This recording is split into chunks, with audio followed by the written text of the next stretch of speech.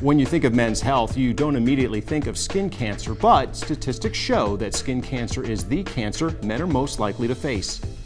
According to the Skin Cancer Foundation, over 8,600 American men will die this year from melanoma. In fact, men over 50 are more than twice as likely as women to develop and die from skin cancer. And it's not just men over 50 who are at risk. A recent study reported in Science Daily has found that the rates for squamous and basal cell carcinoma have jumped for people under 40. The specialists at Lake Ear, Nose, Throat, and Facial Plastic Surgery explain the importance of checking yourself for sun damage.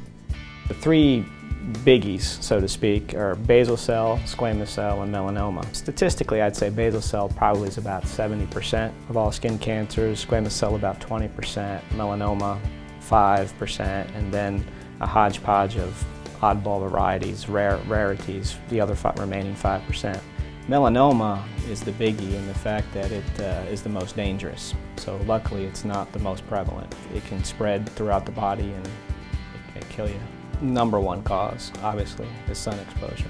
Your top layer of skin, called the epidermis, is made up of squamous cells and basaloid cells, hence the name basal cell carcinoma.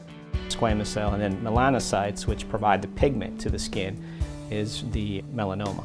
Statistically, there's definitely been an increase over the past 20-30 years in the incidence of skin cancer.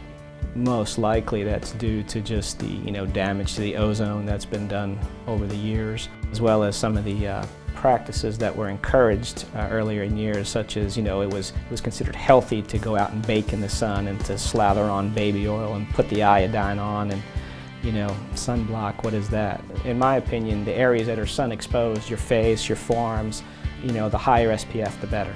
As far as melanomas goes, a nice little acronym, it's just ABCD, and you look for A stands for asymmetry, B stands for irregular borders, C are for speckles or colors, changes in colors, and D for diameter. So if you see a dark lesion growing over time, that's a warning sign.